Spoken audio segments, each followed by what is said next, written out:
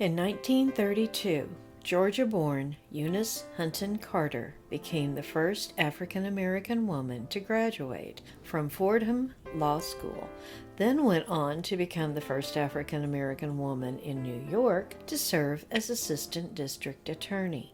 Today, February 21, 2024, Lyles Station Historic School and Museum honors the memory of the woman responsible for the legal groundwork that took down mob boss Lucky Luciano. Carter received both her bachelor's and master's degrees from Smith College by 1921, completing both degrees in 4 years, only the second woman to do so.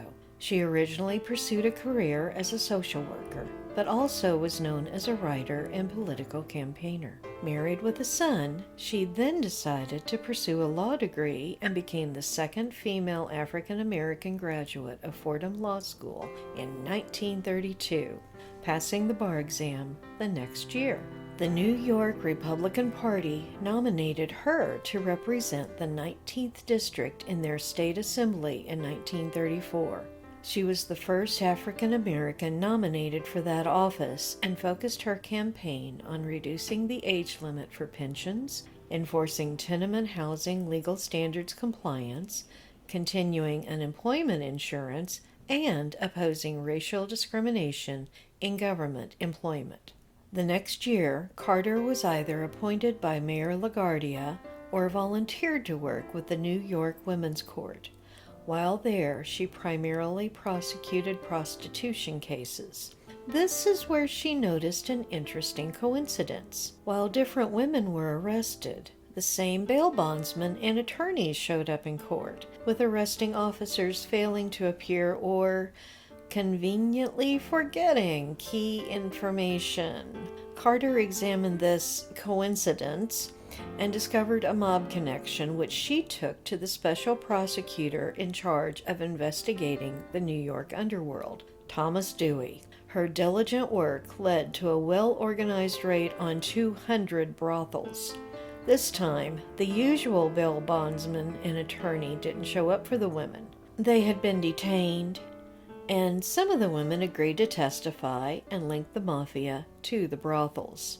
Carter provided enough evidence to prosecute and convict Lucky Luciano, the leading New York City mafia crime boss, on 62 counts of compulsory prostitution. In 1936, this was the largest organized crime prosecution in the United States, with Luciano, no longer Lucky, sentenced to 30 to 50 years in prison. Carter's hard work was recognized, and she was appointed Assistant District Attorney for New York, the first female African American to fill that position. She held that position for 10 years and led the Abandonment Bureau of Women's Courts.